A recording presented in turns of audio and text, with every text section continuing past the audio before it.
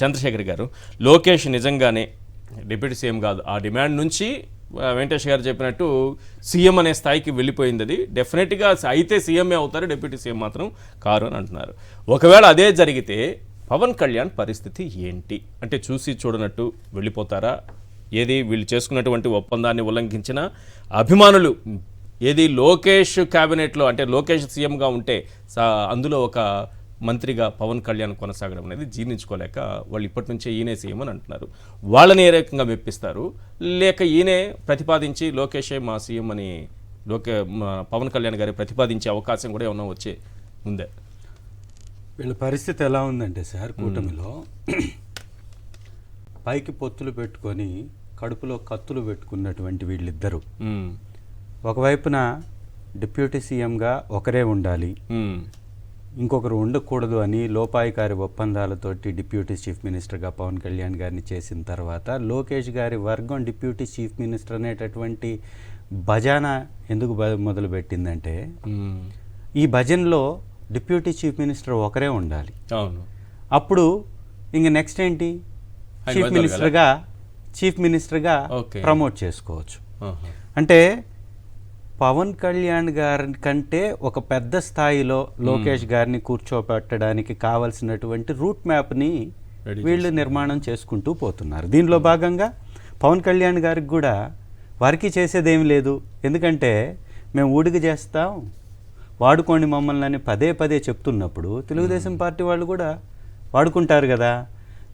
పవన్ కళ్యాణ్ గారు కూడా ఇంకొక యాంగిల్లో కూడా చూస్తున్నట్టు ఏం కనపడుతుందంటే, ఈ కూటమి ప్రభుత్వం ఆల్రెడీ చేతులు ఎత్తేసింది, వస్తున్నటువంటి వ్యతిరేకత కాస్త వారి మీద నుంచే వెళ్ళనివ్వండి, మన పైన పడద్దా, మనం మన వైపు నుంచి వన్ సైడ్గా ఏదైతే చేసుకుంటూ వెళ్తున్నారో ఎప్పటికప్పుడు ప్రభుత్వానికి వ్యతిరేకంగా ఈ కామెంట్లు చేయడం కానీ ఏదో ఒక అంశాన్ని తెరపైకి తీసుకురావడం కానీ పవన్ కళ్యాణ్ గారు చేస్తున్నటువంటి ఈ రాజకీయ క్రీడ ఏదైతే ఉందో ఇది వచ్చేటటువంటి వ్యతిరేకతని తెలుగుదేశం పార్టీ మీదకి నెట్టివేసేటటువంటి ప్రయత్నంలో భాగం కూడా అయ్యేటటువంటి అవకాశం ఉంది. వైఎస్ఆర్ కాంగ్రెస్ పార్టీ గతంలో చేసినటువంటి అనేక డెవలప్మెంట్ కార్యక్రమాల మీద పవన్ కళ్యాణ్ గారు గతంలో చాలా మాటలు మాట్లాడారు. ఇవాళ ప్రతి అంశంలో వాళ్ళు అట్టర్ ఫ్లాప్ అవుతున్నారు. ఆ అంశాలని తను గమనిస్తున్నాడు. అమ్మాయిల మీద మాట్లాడినటువంటి అంశాల్లో ఏ ఒక్కటి నిరూపించలేకపోయారు. పెద్దిరెడ్డి గారి మీద రీసెంట్గా వారు చేస్తున్నటువంటి తెలుగుదేశం వారు చేస్తున్నటువంటి దౌర్జన్య కాండలో కూడా ఎప్పుడో 1968లో ఫారెస్ట్ గజెట్లో ఉన్నటువంటి ఆ యొక్క స్థలాన్ని తీసుకొచ్చి పెద్దిరెడ్డి గారి యొక్క ముందు నుంచి వారికి ఉన్నటువంటి ఆస్తిపాస్తులు కానీ ఇవన్నీ కూడా చంద్రబాబు నాయుడు గారి కంటే ఎక్కువ. రాజకీయంగా కూడా పెద్దిరెడ్డి గారిని చంద్రబాబు నాయుడు గారు ఎదుర్కొనేటటువంటి పరిస్థితే లేదు. ఇవాళ 11 సీట్లు వచ్చినప్పుడు కూడా చిత్తూరు జిల్లాలో 2 సీట్లు గెలుచుకున్నటువంటి కుటుంబం అది. రాజకీయంగా ఆ కుటుంబాన్ని ఏమీ చేయలేనటువంటి చంద్రబాబు నాయుడు గారు వాళ్ళ మీద పడి ఏడవడం తప్ప, వాళ్ళని ఆ రాజకీయంగా ఇబ్బంది పెట్టడం తప్ప ఇంకొకటి కాదని పవన్ కళ్యాణ్ గారికి తెలుసు. అయినా దాని మీద కూడా స్పందించలేనటువంటి పరిస్థితి.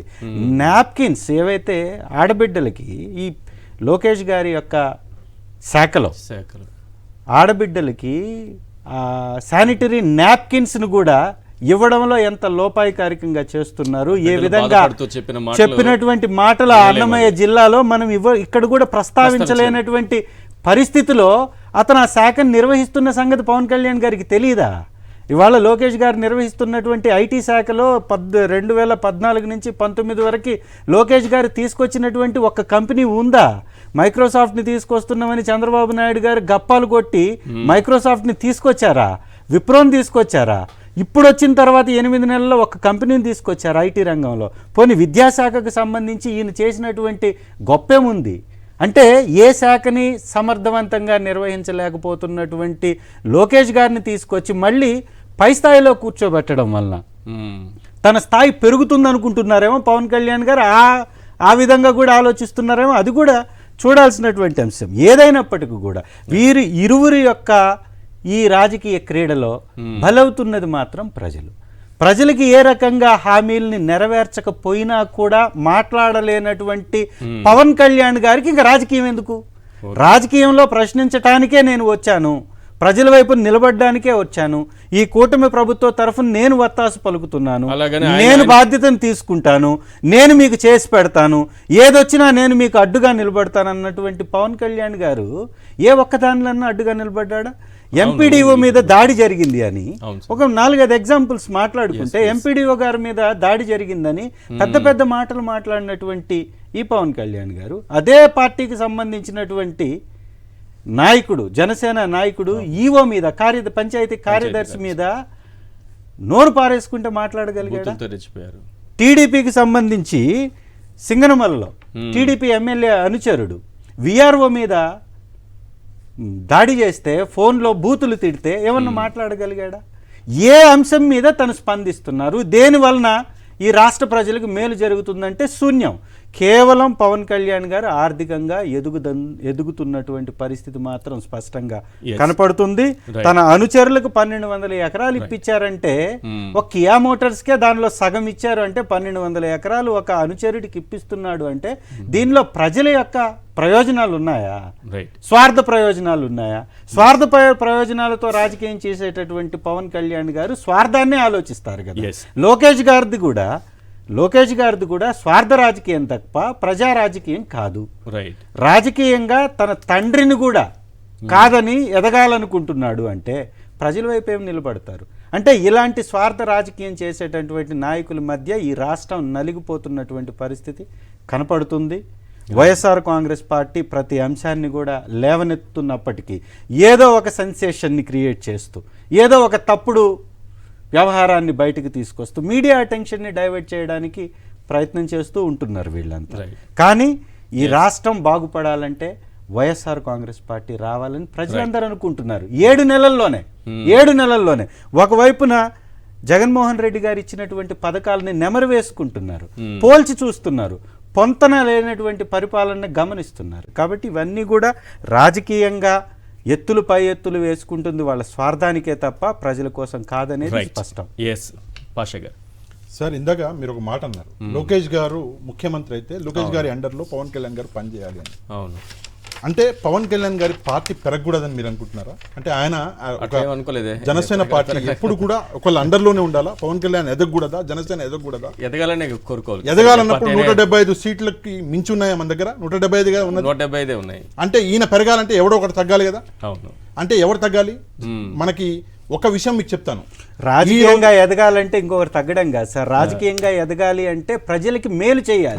ప్రజలకు మేలు చేయనటువంటి నాయకత్వం ఎందుకు ఎదుగుతుంది? ఎలా ఎదుగుతుంది? రాజకీయం అంటే ప్రజలకి సేవ చేయడం, రాజకీయం అంటే ప్రజల వైపు నిలబడడం, రాజకీయం అంటే ప్రజాధనాన్ని సక్రమంగా మళ్ళీ ప్రజల కోసం ఉపయోగించటం. అది చేతగానటువంటి వీరు ఎందుకు రాజకీయంగా ఎదుగుతారు? ఒకటి, రాజకీయంగా ఎదగాలంటే ఇంకొక కోణం కూడా ఉంది. ప్రజలతో ఓట్లు వేయించుకోకుండా ఈవీఎంలో ఓట్లు వేయించుకుంటే రాజకీయంగా ఎదుగుతారు. ఒకవేళ అదే కానీ జరుగుంటే వాళ్ళు చేసేటటువంటి ఈ రాజకీయం కరెక్టే. అంటే మళ్ళీ ఎట్లా మనకి ఈవీఎంలు వస్తాయి కాబట్టి, మళ్ళీ ఎట్లా సెంట్రల్ గవర్నమెంట్ తోటి మనం పొత్తులు పెట్టుకుంటాం కాబట్టి, మళ్ళీ ఈవీఎంలో మనమే బటన్లు నొక్కుకుంటాం కాబట్టి, మనం గెలుస్తాం కాబట్టి ప్రజలను పట్టించుకోకుండా ముందుకు సాగుదామని అనుకుంటే వాళ్ళు చేసే రాజకీయం కరెక్ట్, ఎదుగుతారేమో. అలా కాకపోతే ప్రజలకు మంచి చేయకపోతే ఎలా ఎదుగుతారు? నేను అనేది ఏంటంటే సార్, మీరు అన్నది నిజమే, ప్రజల తరఫున లేకపోతే రాజకీయ నాయకులు ఉండి వేస్ట్. అది కాదు నేను అనేది ఏంటంటే 170 సీట్లు పంచుకున్నారుగా, 144 ఒకరు, 21 ఒకరు, 10 ఒకరు పంచుకున్నారుగా. రేపు పొద్దున అదే 21 వస్తే జనసేన ఒప్పుకోదు కదా. ఇస్తా అంటే 2029లో నాకొద్దు, నాకు ఇంకా పెంచితే ఏ పార్టీ అని మీరు అంటారు, నేనంటాను, ఆ పార్టీ అభిమానులు నన్ను చెప్పండి.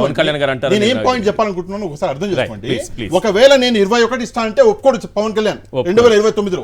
పెంచాలంటే ఏ పార్టీ తగ్గించాలి? టీడీపీ తగ్గాలి. వేరే ఆప్షన్ ఉందా? లేదు. అయిపోయి అక్కడ 100% ఒకటి పెరగాలంటే ఇంకోటి తగ్గాలి సీట్లలో. అది చెప్పాలనుకుంటున్నాను. అక్కడ వేరే ఆప్షన్ లేదు. 175 సీట్లను పెంచి 270 చేయరు కదా. అట్లాంటప్పుడు ఇక్కడ ఒకటే విషయం చెప్పాలి, ఒకళ్ళ అండర్లో ఒకళ్ళు పనిచేస్తారో లేదో నాకు తెలియదు. ఒక్క విషయం ఒకటి, ఒకళ్ళ జుట్టు ఇంకోటి పట్టుకుంటాడు, అందులో ఎట్లాంటి సందేహం లేదు. రేపు పొద్దున్న టీడీపీకి అగైనెస్ట్ గా వైసీ మన జనసేన నిలబడుతుంది. ఆ ఒక్కటి మీరు చూడండి. ఒక చిన్న మాట నేనేమంటానంటే, రాజకీయంగా వీళ్ళు పొత్తుల్లో వస్తారా, పొత్తుల్లో రారా, వాళ్ళకి సఖ్యత కుదురుతుందా కుదరదా అనేది పక్కన పెడితే, ఒక నాయకుడు అంటే ఒక పార్టీ ఒక ప్రభుత్వంలో ఒకే ఒక్క జగన్మోహన్ రెడ్డి గారు ఇచ్చినటువంటి పథకాలని ముగ్గురు కలిసి ఇవ్వనప్పుడు ఈ ముగ్గురిని మళ్ళీ ఎందుకు ప్రజలు స్వాగతిస్తారు అనేది ప్రశ్నకి సమాధానం కావాలి కదా.